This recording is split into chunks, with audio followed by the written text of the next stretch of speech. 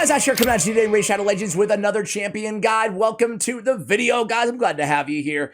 Today, we're going to take a look at really one of my least favorite legendary champions, void legendary champions in the game. But maybe I was wrong about this champion. A lot of you guys have disagreed with me on this champion historically on my main YouTube channel. So let's see. Let's take a unbiased, a fresh look, a fresh approach to Angar, legendary Void Orc champion. Big Black Fenax says, I got Angar for my one Void Shard and search for guides, but not many have found. He's really the bottom of the barrel for Void Legos, or is he really, he asks. Is he even worth it to mid-game or a free-to-play gamer, or just to save my resources in a month, 6 months to a year? Okay, let's move it on here. We get Michael here looking, so we still forget that Angar still exists, indeed. And then Tate Allen, Angar guide next to Ash. You really want to make him angry. Angry, get it? Angry? No. Okay.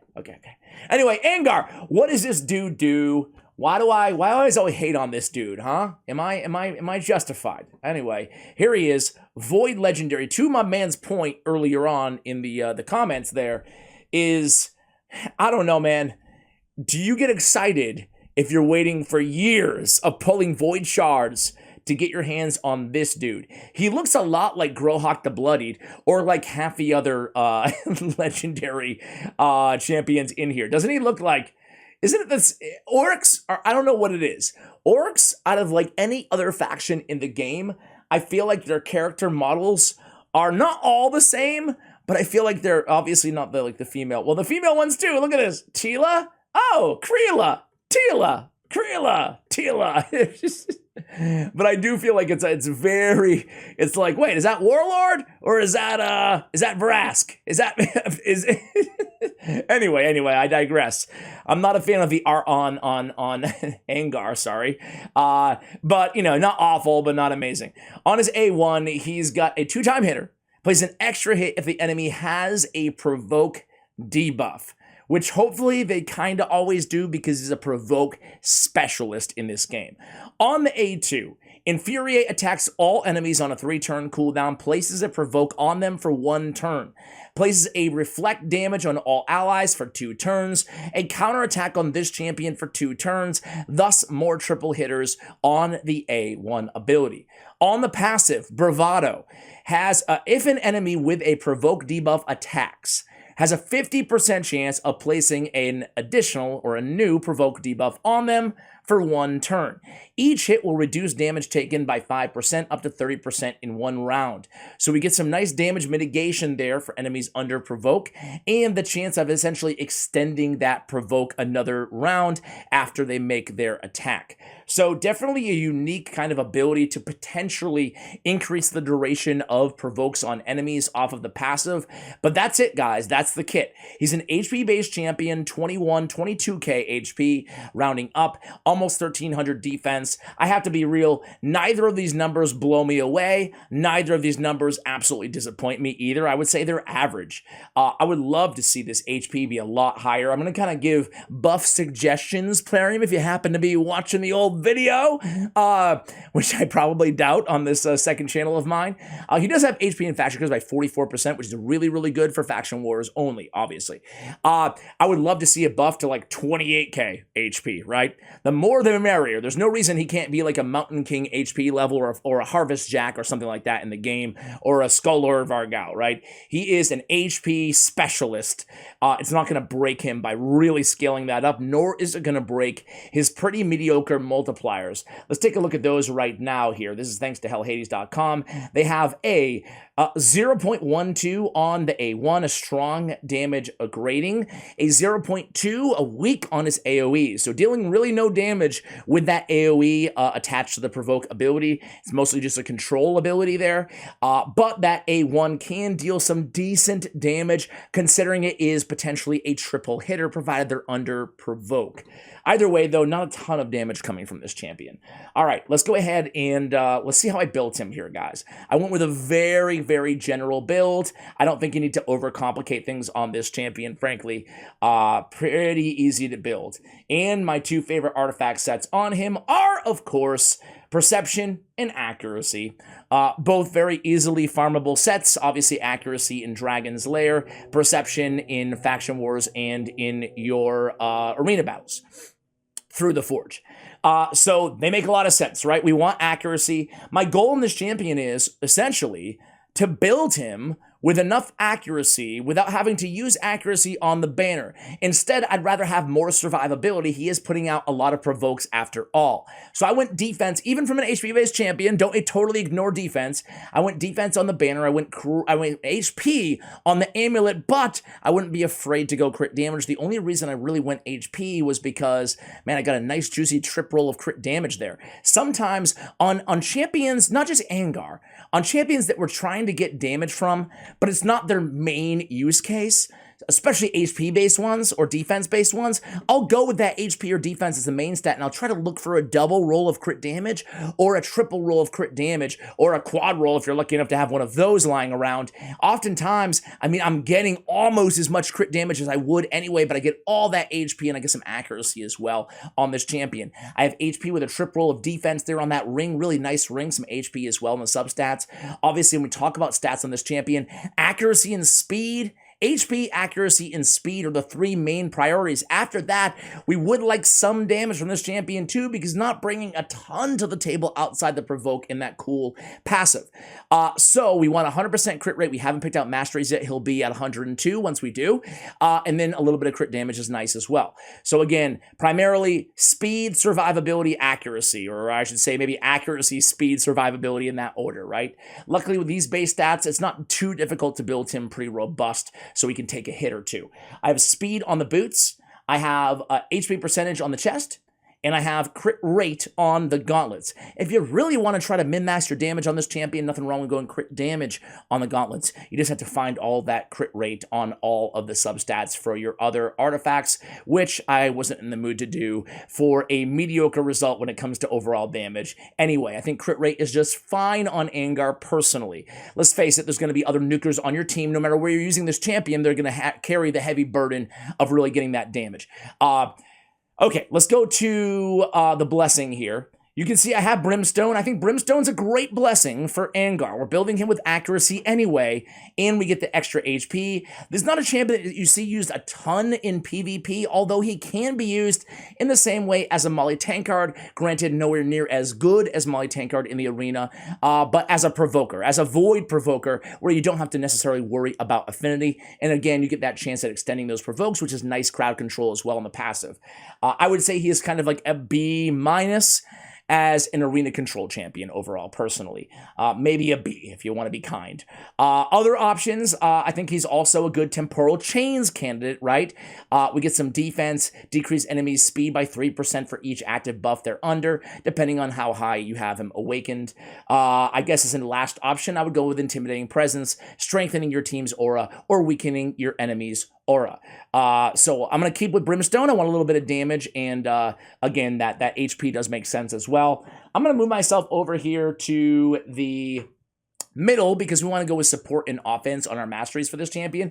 We do have some choices to make, so let's go ahead and see where we want to go in today's build. Crit rate, crit damage, that puts him at 103% crit rate, a little bit more crit damage creeping up on 130, which isn't bad, considering we don't have crit damage on the gauntlets, nor do we have it on the amulet. We're going to go with single out here. Nothing wrong with going Life Drinker, but you guys know how I love to do masteries, right? When you're picking them out and you're not just copying a website or a YouTuber, like you probably are right now, we just try to pick out one in every tier in the most important category first, and then we fill in the rest, right? We don't want to get too greedy, start picking out two, and then saying, oh man, I really wanted two in this category, right? So we'll come down to bring it down. Now we have a choice to make, don't we, guys? Listen, with this A1, it's a 2-time hitter, and then he has an AoE on the A2. So the question is do we want to play it safe and go War Master, or are we firmly of the belief that we're mostly going to only be attacking targets under provoke? Because if that's going to be the case, ergo the arena, ergo Magma Dragon, it makes more sense to go with Giant Slayer, okay? Because we have the triple hit on the A1. If we're just not sure, maybe Hydra, maybe, you know, other areas that where bosses aren't super susceptible to provoke or are immune to provoke, but we want him to provoke on the waves with that AoE provoke. In those situations, I would go with War Master.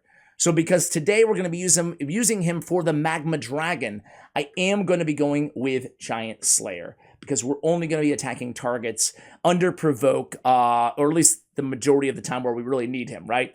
So Giant Slayer will proc more off a triple hit, so we'll get that usage or that utility against that Magma Dragon. All right, we know it.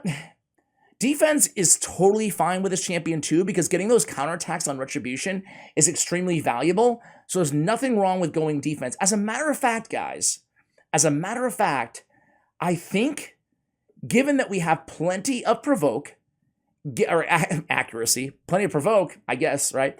Given that we have plenty of accuracy for where we're going to be using this champion, I don't really see a strong need for going with support. What we would do is go with Pinpoint, go with Charge Focus. We would go with Swarm Smiter. We would also go with Arcane Celerity. That will increase his turn meter whenever a debuff runs out on an enemy and he lands a lot of provokes. So we would go that route. But we don't necessarily need Master Hexer, nor do we need Sniper, so I don't see the reason in going support unless we really needed that accuracy. So instead, we are actually going to go with the defense tree. We're going to come down Blastproof, Resurgent. We don't want him to get CC'd, right? Because he is going to be CCing the enemy team. So Resurgent's a great mastery for this champion. So is not Harvest Despair. I always forget that it doesn't work with, I always have to double check that it doesn't work with Provoke. Doesn't it feel like Provoke almost should be included here with that Leech? I kind of do, but I digress.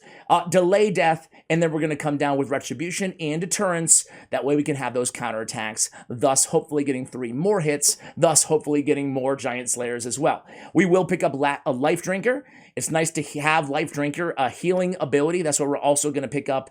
We're going to pick up, I can't pick up Shadow Heal, unfortunately. But having heals on a Provoker, always good, right? So Life Drinker is fantastic. Heart of Glory is going to be great, full HP. And then we'll just pick up Cycle of Violence. Probably not going to be proccing it very often, but that's what we're going to go with. So now we have, again, I'll move out of the way in case you guys want to see everything, or you can see it from here, I guess. But this is what we went with today, and I'm very happy with this build. I am out of curiosity, though, curious to see what Hades recommends on the website there in terms of their. So they went War Master, and they came down to Retribution there. This is for PvE. Arena Control, they give him all the way down to Pinpoint Accuracy, which I guess does make sense. Obviously, in the arena on this champion, we want to min-max his accuracy, and that means always going with accuracy on the banner, always going with accuracy. Most of the time going with accuracy, probably on the chest as well, but, you know, there's a case to be made with just going HP as well there and being happy with around 400 or so, 450 maybe accuracy if you do decide to go with the accuracy banner as well as Pinpoint Accuracy on your tier 6 mastery. So there's that. The problem is, though, is in terms of Angar in the arena, right? Not that I'm trying to be a super hater on him, but the thing is I'd rather have Umbral Enchantress, you know, who's Avoid Epic as a provoker. At least we get 2 turns. She's a little bit slower. She's not as tanky, but you get that guaranteed 2-turn provoke versus a shot at extending it, you know? So anyway, that's why I'm not a massive, massive fan. But anyway, guys, let's just go ahead and, I don't know, put him on. I'm trying to pick a team that I can just sub him right into. I guess maybe, do I have any non-stupid OP team right now? Okay, we can use this. And instead of Kymar, let's go ahead and use Arbiter in the lead. And then to CC, usually we CC with Kymar's sleep ability. Problem is, I think that Trunda might be too fast, but let's just try. Let's just try. I have him +1 as well. I can just go recently used, probably right in front of my face. There we go. Is he faster than Trunda? I sure hope so. We want him faster than our nuker. 229, he's not. Man, I'll have to get Trunda out of the team. I just want one quick provoke test on him is all I want. I should have had it ready. I apologize, guys. But let's remove Trunda from the team and just go with a slower nuker. Let's go with Baron, who I think I must have quite a bit slower than 260. Yeah, 176. Perfect. All right, so you can ignore the champions on the team. It's more, we might not even go, okay, we do go first, but is he going to have time to cut in front of Arbiter here? And he doesn't. Okay. Okay, we're still alive. Oh, Baron's like counterattack he retribution killed the team. You don't see that often, do you guys? That was funny. Here's a tankier team. Let's try this squad here real quick. This is a go first team using him in a control fashion with an Arbiter, a speed boost, and a debuffer and Madame Saris before our nuker goes. So we go in here. We don't take away either of the stone skins. We do land 2 provokes, which is really nice. They do have a reviver who will go next. So I'm just gonna go ahead and burn a nothing ability there.